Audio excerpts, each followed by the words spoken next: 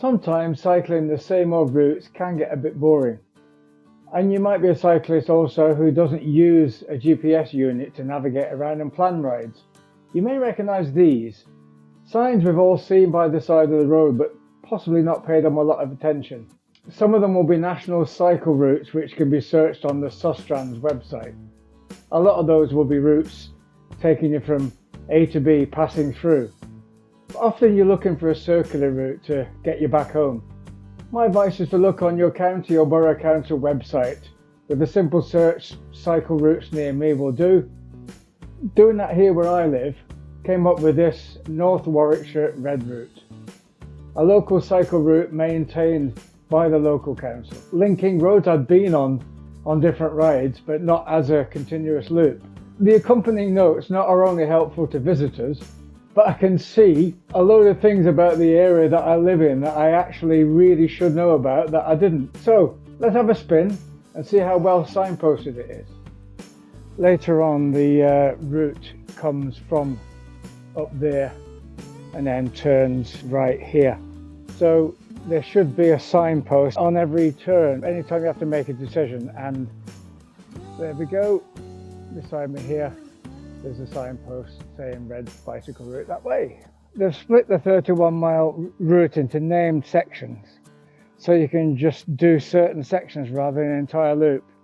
And there always seems to be a decent pub or somewhere to park your car along the way on each section. On my right here is Hartshill Hayes Country Park, which is just behind where I live. And it marks the beginning of the 4.7-mile section to Baxterley called Woodland Wonder. So called because of the heavily wooded country park and the surrounding area. In the spring, by the way, this is all covered by a spectacular bluebell carpet. It's really worth seeing.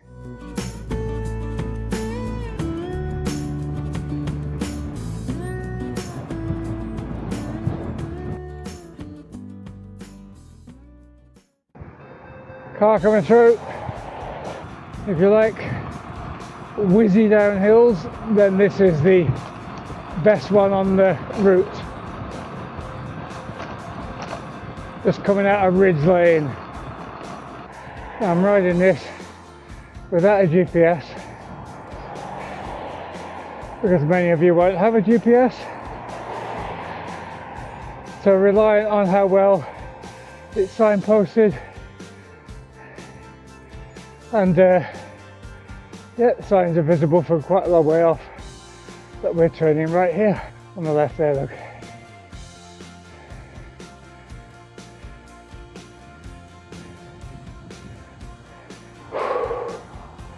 The young'un shooting up ahead.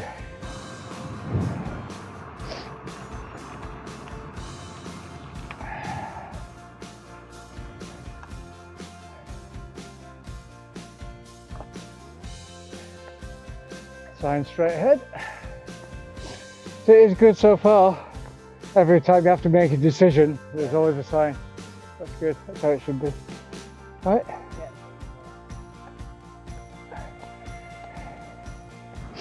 And one of the best pub stops on the route coming up. What's that? The Rose, but you know, the one by got the village pond. Yeah. It's a great spot. What? Yeah, just here on the left. From here in Baxterley, the next 6.3 mile section is called Drop Down Through the Lanes and takes us through flat and gentle downhill lanes through farmland to Kingsbury Water Park, an ideal cafe and toilet stop.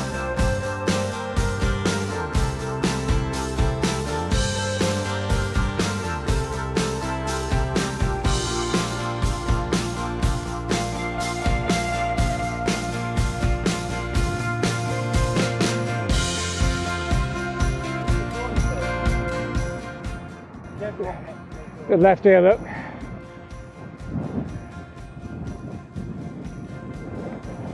My first ride on my first ever road bike ended with a broken rib after being nudged by a car and falling on my handlebars. And we're just about to approach the exact spot where it happened. Yeah, just on this corner now, Andy. So I just come around this corner and the car just appeared. Fell off about here And then I had to wander into that field on the right to try and find the signal to ring Linda and go, "Can you come and fetch me?" Yep, an interesting memory.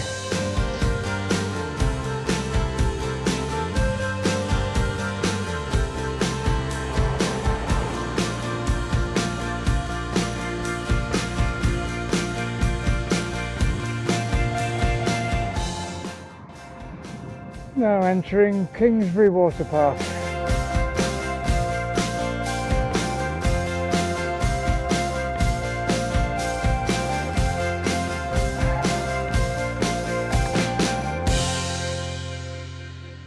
Ah, it's lovely.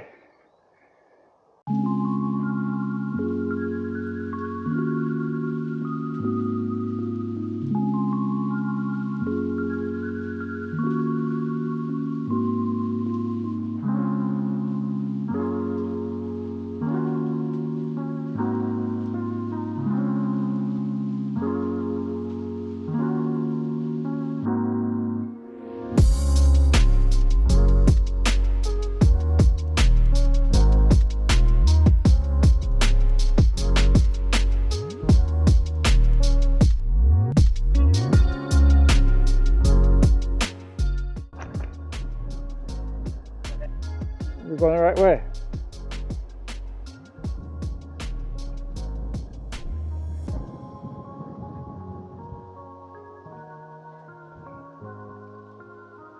Is that the way we came?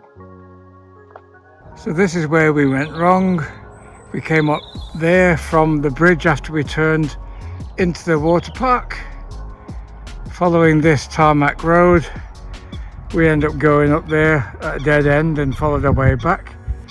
And this gravel route, you can see in the distance, becomes tarmac again just in a matter of 50 yards. And there on the fence is a little sign, nothing like the signs we've been following, that says Red Route. So watch out for that.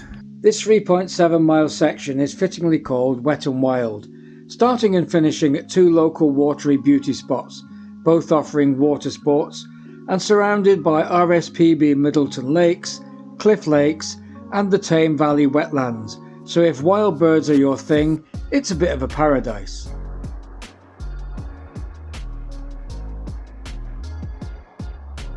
Shustog Reservoir is a favourite walk of ours, a great spot for a picnic whilst watching the birds and the sailing.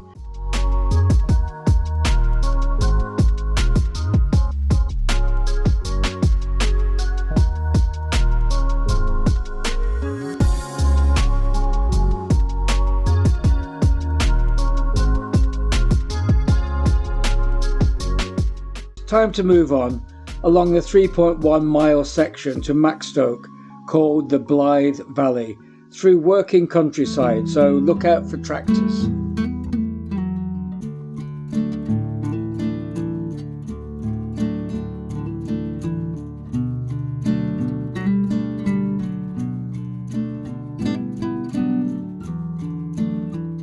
This interesting old building is a 14th century gatehouse to Maxstoke Priory, of which very few remains are still standing, and it's now a private residence.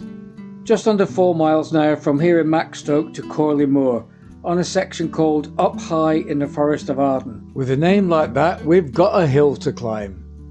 The significance of the Forest of Arden is that it once covered the majority of the county of Warwickshire.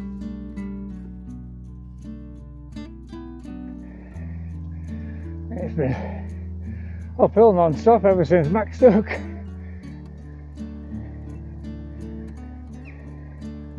God knows how I'm going to manage Mount Ventoux if I'm grumbling about this.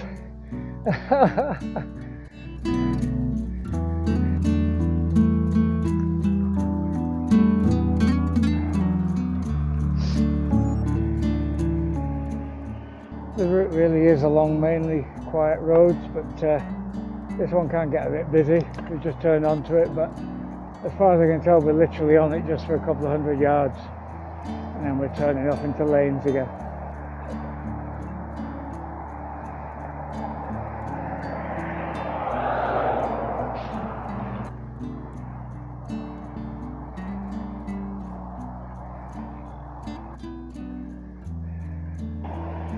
And yet another pub on the route for planned or unplanned pit stop.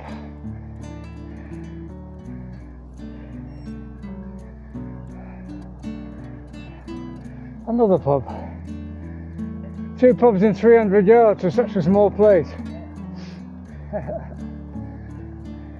Here in Corley we now have just under 5 miles to Astley, on a section called A Touch of George Eliot. Nuneaton's 19th century author lived in the nearby Arbury estate, and her parents married in the church at Astley, which we'll see in a bit.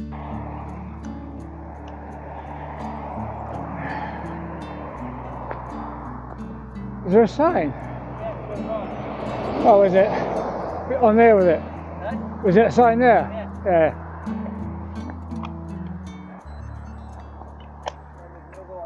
Oh, down Rock Lane.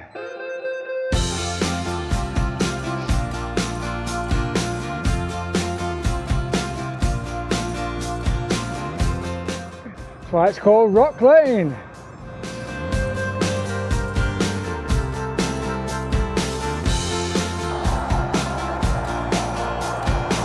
It's always a nice feeling when you're on a bike and you go over a motorway.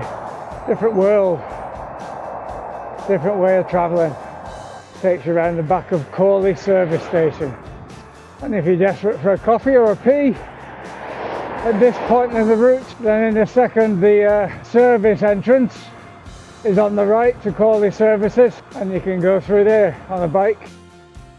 This is obviously the ride in January. There are much more glorious times of the year to come, and I was down here last summer, and this is the view I got from this exact spot. On a little training ride today, I just could help noticing that this oilseed rape this year, I don't know, it just seems to be more yellow than ever. It's quite spectacular and beautiful. We'll be taking a left at this junction, but if you're at this part of the route and fancy a bite to eat and a coffee, then if you turn right here, about a quarter of a mile down the main road is Astley Book Farm. But I warn you, if you're into your second-hand books, allow an extra couple of hours because you'll lose yourself in about 75,000 of them. And now for a little hidden gem down a little lane here at Astley.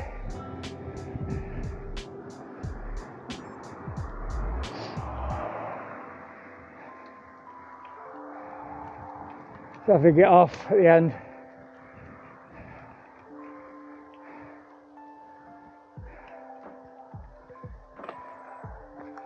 Very nice church.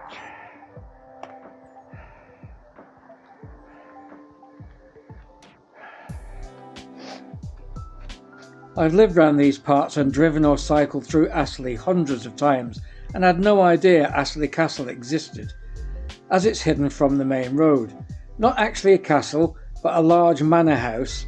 It was once home to Lady Jane Grey, famous for being Queen of England for just 9 days, and was also a key parliamentary stronghold in these parts during the English Civil War. It fell into disrepair after a fire in the 1970s, but restoration was completed in 2012 and it's now a very grand and very expensive holiday let. The final 4.2 mile section for us is labelled An Industrial Past. It takes us through a part of Warwickshire built on the strength of the mining industry, with most villages around here showing signs of their mining heritage.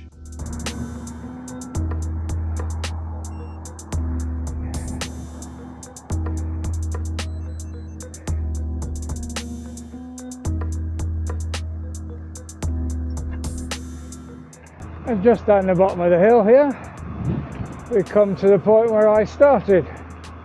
So the finish for me, the junction with that signpost that I stood at the start, straight ahead.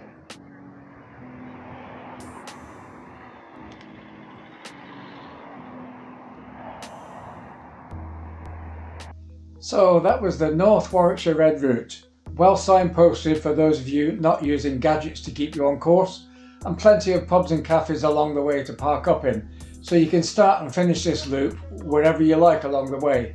But don't forget to do the decent thing and take your post-ride refreshment at the place that you parked up in. I hope you enjoyed watching this with me. If so, please give us a thumbs up and subscribe to the channel. It would really help if you would, and I'd be very grateful. A couple of videos that might interest you and entertain you here. In the meantime, happy cycling, and I'll see you soon.